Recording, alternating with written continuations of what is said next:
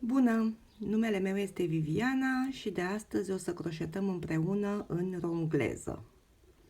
Ce înseamnă asta? Înseamnă că povestim în limba română și folosim terminologia din limba engleză pentru croșetat.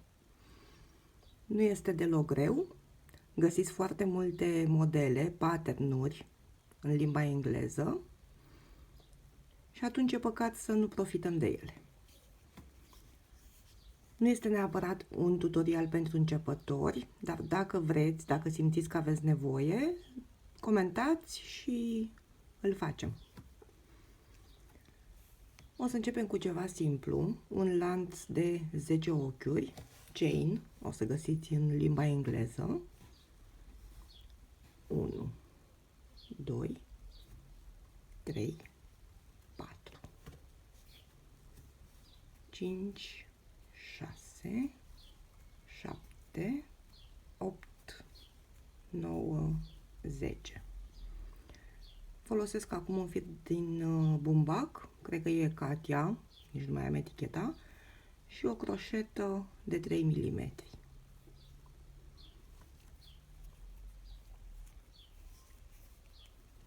Bun, și vom face un rând de single crochet, care este prescurtat în limba engleză SC.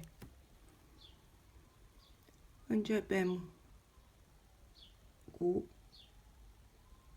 second stitch from hook. Deci când o să găsiți în limba engleză, eventual să-mi spuneți dacă aveți nevoie și să citim împreună un pattern în limba engleză. Când o să vedeți într-un pattern că scrie să începeți in second stitch from the hook, asta înseamnă că nu-l folosim pe acesta, îl folosim pe acesta. Eu am lucrat foarte strâns aici. Și începem single crochet,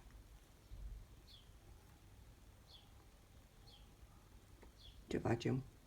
Introducem croșeta prin ochiul de lanț, încă o dată, introducem croșeta, tragem, mai facem încă un ochi și apoi din nou. Deci introducem croșeta, avem două ochiuri pe croșetă,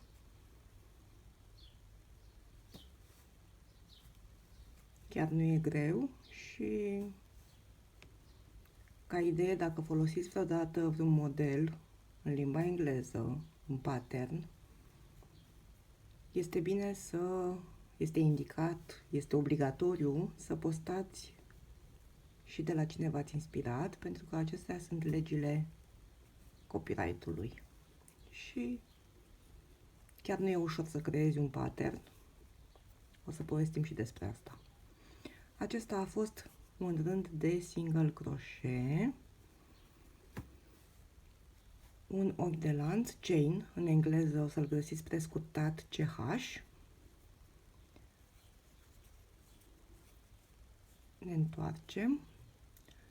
Putem să mai facem un rând de single crochet sau să lucrăm în back loop. Când o să vedeți prescurtarea BLO, back loop only, înseamnă că trebuie să lucrăm în acest stitch. Da? Stitch. O să vedeți, stitch e prescurtat ST și e folosit foarte des. Deci, dacă vrem să lucrăm în back loop only, o să vedeți că vă ajută foarte mult. De exemplu, eu îl folosesc la cupe pentru sutien și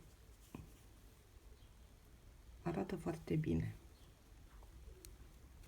Deci introducem, e tot single crochet, da, ca mai devreme, doar că se lucrează doar în partea din spate a ochiului. În română nu prea știu, așa că am învățat oricum după tutoriale în limba engleză. Și fiind atât de multe tutoriale, e foarte simplu. Cam așa arată, lucrat în back loop only. Haideți să încercăm un half double crochet. Pentru half double crochet facem 2 chains, 2 ochiuri de lanț, ne întoarcem și o să lucrăm un half double crochet. Ce facem? Trecem firul pe după croșetă, introducem croșeta în acest stitch și apoi prin toate cele 3 ochiuri de lanț de pe croșetă. Deci asta este half double crochet, este prescurtat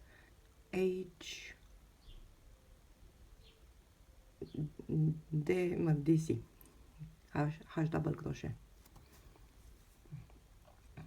HDC. Deci trecem firul pe după croșetă, introducem croșeta în ochiul pe care vrem să-l lucrăm. Avem 3 ochiuri pe croșetă și tragem prin toate 3. H double crochet este un pic mai înalt decât single crochet și un pic mai scurt decât double crochet pe care o să-l facem imediat. Deci asta este half double crochet.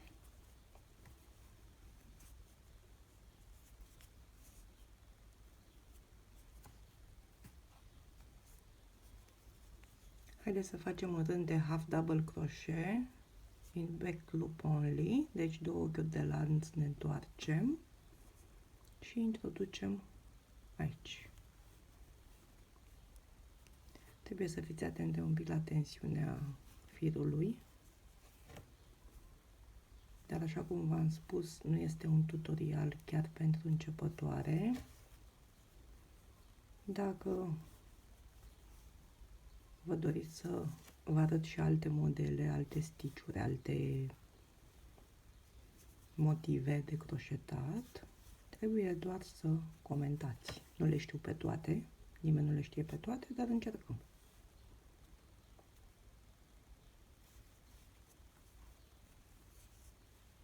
Chiar dacă într-un pattern este specificat că se lucrează back loop only de la cap la coadă, asta e și cam urât, așa. Eu de obicei prefer să lucrez prin amândouă both loops, pentru că nu-mi place cum arată dacă lucrez doar într-unul de la început. În primul și în ultimul îmi place să lucrez în amândouă. Haideți să încercăm un double crochet. Putem să lucrăm aici sau aici. Depinde de cum este specificat în pattern. Deci ce facem? Trecem firul pe după croșetă, introducem în ochiul pe care vrem să-l lucrăm și avem acum 3 ca la half double crochet, doar că nu o să trecem croșeta prin toate 3, o să trecem întâi prin 2 și apoi din nou prin 2.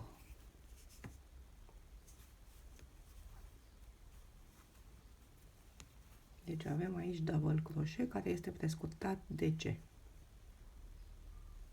Deci introducem croșeta, tragem, apoi prin 2 și prin 2. Este foarte simplu.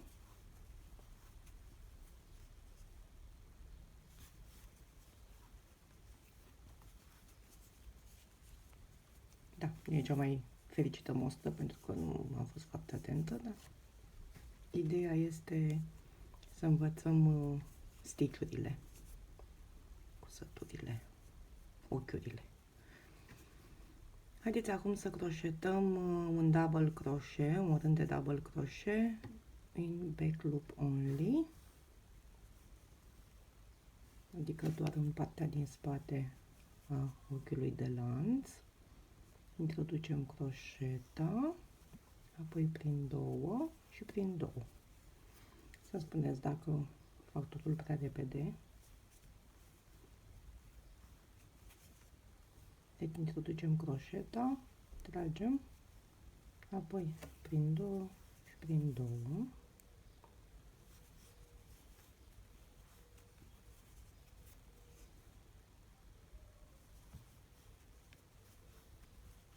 Și aici am făcut până amândouă.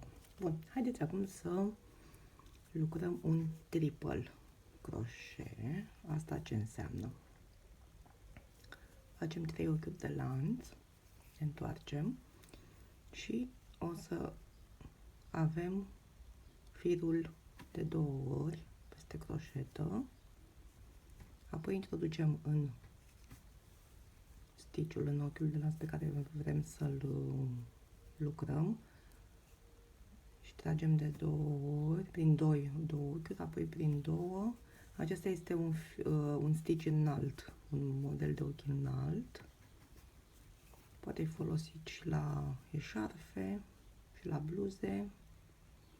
Deci introducem de 2 ori, apoi aici îi tragem prin 2 și prin 2. Trebuie să fiți atente când vreți să lucrați după un model, pattern, pentru că de obicei se specifică terminologia în care este scris patternul.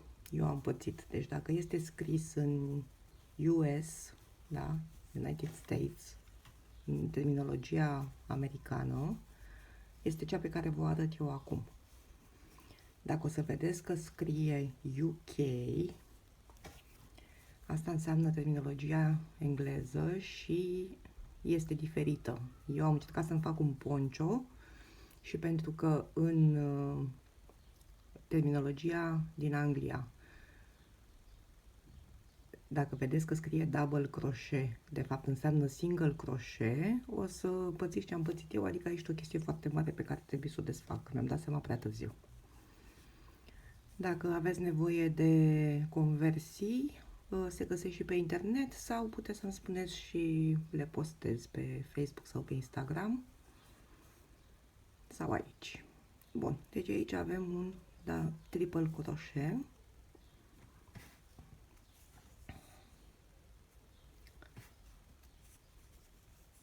Și acum putem să le combinăm. De exemplu, putem să facem acum, deci doar un ochi de lanț când ne întoarcem.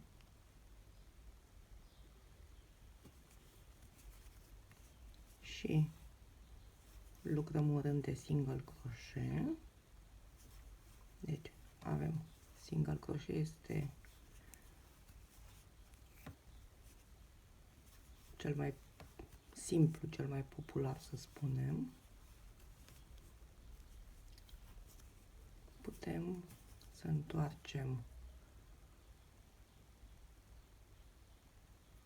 sau deci tot cu single crochet, un fel de margine cu care putem să terminăm și care uneori se numește crab stitch, cred, sau reverse single crochet. Asta ce înseamnă? Că nu ne întoarcem, ci lucrăm invers. Deci introducem aici croșeta, tragem și facem un single crochet. Introducem croșeta, tragem și facem un single crochet și arată foarte bine pentru ca margini pentru orice.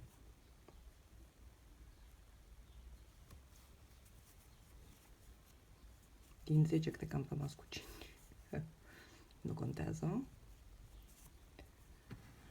Bine, contează când lucrez ceva, o bluză sau, dar acum am făcut doar ca să vă arăt terminologia în limba engleză. Și acum, de exemplu, putem să-l desfacem pe ăsta, pentru că fiind o margine se taie ața după aceea și nu mai...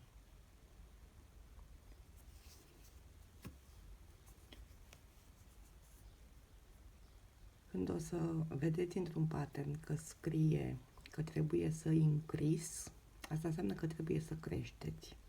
Adică, de exemplu, dacă vedeți că scrie 2 single crochet in same stitch, asta înseamnă de 2 ori în același stitch.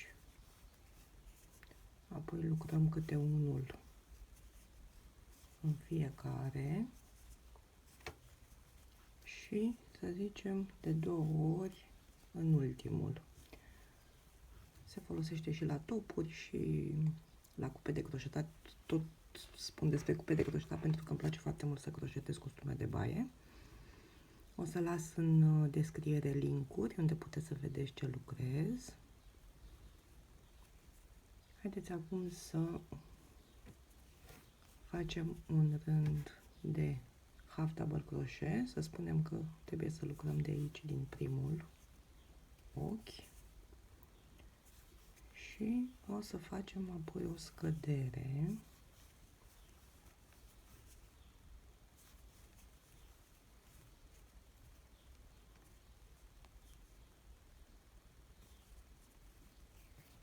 Cred că și vouă vi se întâmplă.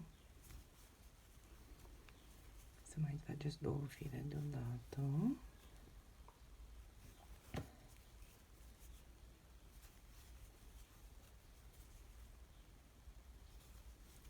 Bun. Și acum haideți să vedem ce se întâmplă dacă în model, în pattern, ne spune să scădem.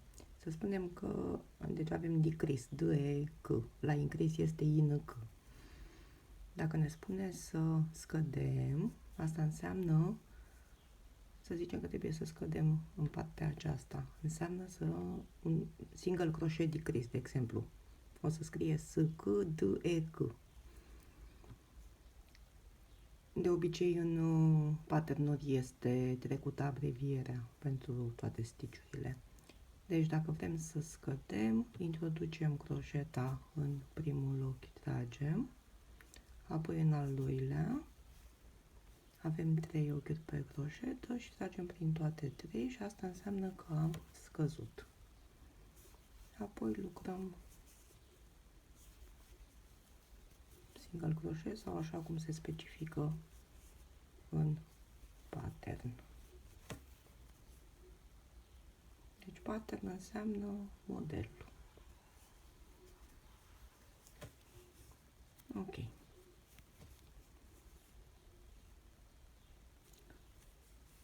Cam asta este pentru astăzi. Chiar vă rog să comentați și să-mi spuneți ce alte dificultăți mai aveți când citiți un pattern de croșetat. Să-mi spuneți dacă vreți să-l citim împreună. Am mai multe modele, le găsiți și pe Etsy și pe Ravelry. Până atunci, spor la croșetat și urmăriți-mă pe Facebook, pe Instagram, Creativa Naviv, așa o să mă găsiți. Și spuneți-mi dacă v-ați apucat de curând de croșetat, dacă acum începeți să croșetați, dacă vi se pare greu să croșetați după terminologia din limba engleză. Și cam atât. Așa cum spun englezoicele, happy crocheting everyone. Bye!